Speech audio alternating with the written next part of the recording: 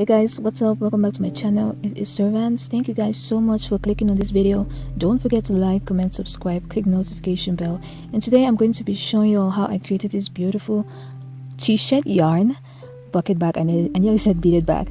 Bucket bag with t-shirt yarn. Now before we get into the video, I just want to say that you should watch the entire video first before you start crocheting your own bag, especially if you're following and crocheting. Make sure you watch the entire video first, because there's some things that I had to correct that I did them way ahead, and you're supposed to know them before some particular steps. So just make sure you watch the entire video before you start crocheting your own bag. Now these are the materials I used to create the bag. So all you need is t-shirt yarn, any type of t-shirt yarn that you have. I think mine is a 0.5 inch t-shirt yarn. I use my 6mm crochet hook, and of course you have your scissors. So to begin, we are going to start with a magic ring, and that's how you do a magic ring. Like, you just cross the yarn over your hand and you make a hole like that. Then you're going to chain one, and that chain one is going to count as a stitch, and you're going to put 5 single crochet into the magic ring. So that means you're going to have 6 single crochet at the start. This is like our row 1, so we're going to have 6 single crochet in our magic ring. So you're just going to single crochet 6. Now when you're done with the 6, you're just going to pull your yarn real tight, and you're going to slip stitch into the first chain to close, or into the first stitch to close. And there we are done with row 1. Now for row 2, we are going to do increases. That is, for each stitch we are going to put 2 single crochets inside. So our chain 1 is going to count as a stitch. Then we are going to add another single crochet into that same stitch, and we are going to repeat the same thing in every stitch. So if we had 6 stitches for row 1, that means row 2, if we are increasing all through, we are going to have 12 single crochets. So you're just going to go ahead and single crochet all round, and I'm going to meet you at the end.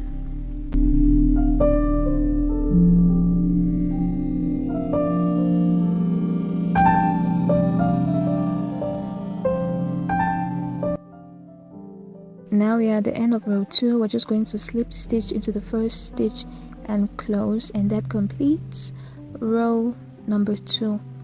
Now for row number 3, you really have to pay attention here. We are going to be doing the waistcoat stitch. Now the waistcoat stitch, you're not going to be doing regular single crochets. The hook is not going to enter there. No, it's not going to go into a regular 2 loops, but you're going to find the midpoint between the first stitch and the second stitch, and that is where we are going to insert our hook. The midpoint between the first stitch and the second stitch, that is where we're going to insert our hook. And the pattern for row number 2 is an increase after every 1 stitch. So you skip 1 stitch, then in the next stitch you're going to put 2 single crochets or 2 waistcoat stitches, and the next one you're going to have 1 waistcoat stitch. Then the next stitch you're going to have 2 waistcoat stitch, just like that. I'll just say waistcoat for now and leave it at that, so I won't confuse y'all. But the name of this stitch is called the waistcoat stitch. I'm just going to keep on saying single crochet. So the pattern for row number 3 is you insert a single crochet in the first stitch. In the second stitch you're going to put 2 single crochets there. That is for the increase.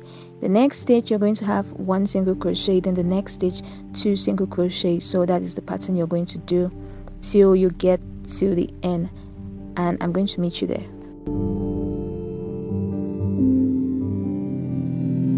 Okay, when you get to the end, you just slip stitch to join. And for row number 4, we are going to chain 1, and we are going to continue doing the waistcoat stitch. And for this one, the pattern is 2 single crochets, 2 regular single crochets, then on the third stitch we're going to have an increase. So basically what I'm saying is you're going to do 1 single crochet, another 1 single crochet, then on the third stitch you're going to have 2 single crochets in that same stitch. So make sure you don't forget that the chain 1 counts as a stitch. So you're just going to continue this pattern throughout row number 4. So we have 2 stitch increases, and by 2 stitch increases I mean you're going to have 2 regular single crochet stitches, and the third stitch is going to be an increase, and an increase is putting 2 single crochets in the same stitch. So just make sure you do this till you reach the end, and I'll get back to you. Now when you're working, try to loosen up your stitches a bit so your hook is going to be able to pass through the stitch. Now to end row number 4, we are just going to slip stitch to join the row together. Then for row number 5, we are going to chain 1. Then we are going to continue the pattern, and this time the pattern is 1 single crochet, 1 single crochet, 1 single crochet, and an increase in the next single crochet. So you're just going to do a single crochet normally 3 times. Then in the 4th stitch you're going to make an increase. So that is basically row number 5. Now if you don't understand anything, make sure you rewatch it, and please take notes as well, because I remember I said at the beginning of the video that you need to watch the entire clip first to understand it, or you won't be able to make your own piece. So watch the entire video first and make sure you don't skip any part. Now I lost the clip for row number 6, but basically row number 6 is doing normal single crochet throughout the entire circle. So you're just going to do normal single crochet, no increases whatsoever. Now I'm going to give you the stitch count for each row. Row number 1 you have 6 single crochet, row number 2 12 single crochet, row number 3 18, row number 4 24, row number 5 30, row number 6 still 30, and we're just going to continue to row number 7. Now for row number 7, we're just going to chain 1 and turn our circle around so you know the wrong side, and we are just going to do slip stitches around the entire circle, no increases whatsoever, normal slip stitches.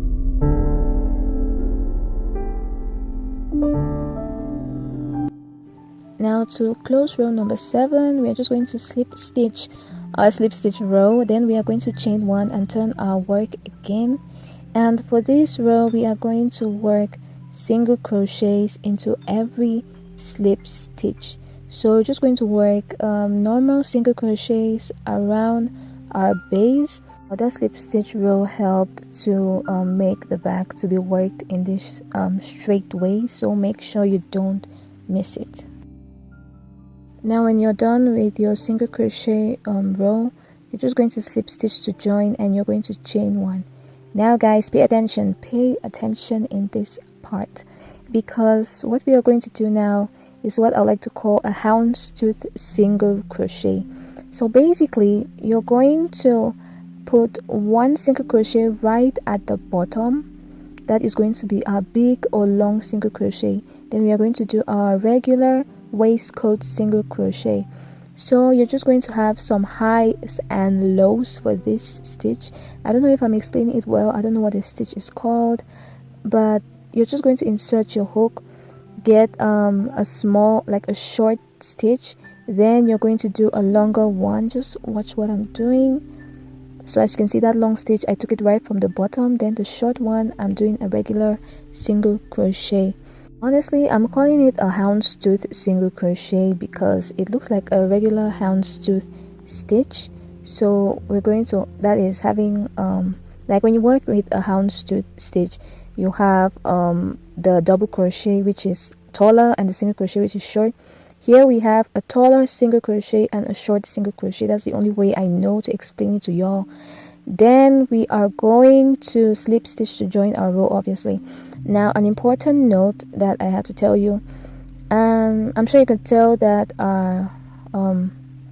our base was 30, so you have to make sure, if you want to make a bigger size or smaller size of this bag, make sure your number is your ending number is an even number. It has to be an even number.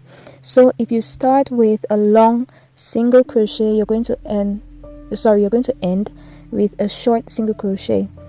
So that is the way to know. So you start with the long and the short, and that's the pattern that this long and short alternations is going to create. So just make sure you do this for the entire bag.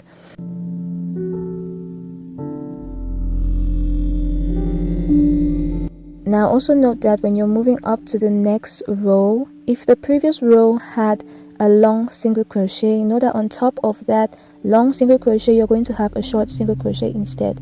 And another thing, to make your bag firm, when you do a short single crochet, make sure you pull. Now that is a short single crochet I just did there, so I'm going to pull and I'm going to do my long single crochet and do it loosely. Short single crochet, I'm going to pull. So I'm sure I said somewhere in the video that when you're doing your bag you need to loosen up the stitches so your hook can get through, but when you reach this stage, make sure that your short single crochets, you pull them as hard as you can, and the long single crochets are loose, so the bag is going to gain shape. I ended up working this bag in the round, but if working it normally with slip stitching to join works for you, do that, but I ended up working it in the round and it was easier for me that way. So what I'm saying is, work your entire bag in the round. Work your entire bag in the round. It's easier that way, trust me. So as you can see, I'm done with the bag, and that was the starting point I was showing at the bottom.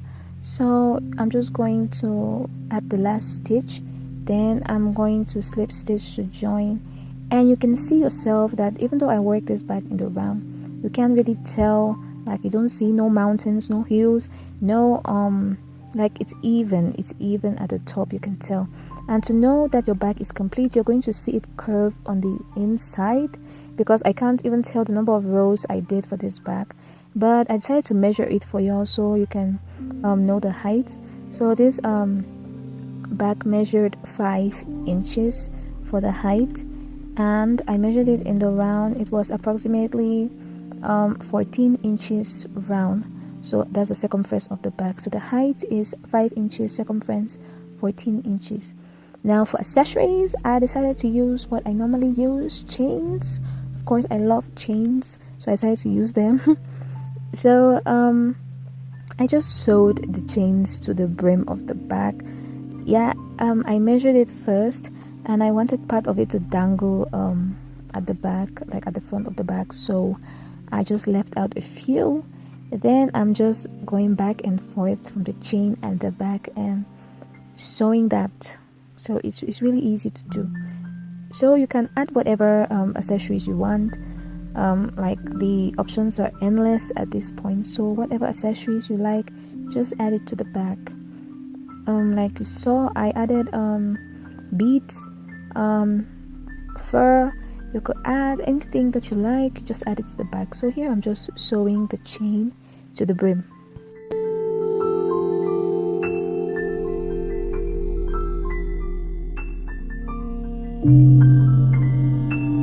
Here I was just trying to tuck in my yarn, trying being the key word, because the stitches were hard and that needle was refusing to pass through. So just look for a way to maneuver your needle and get your yarn across so your bag is nice and secure.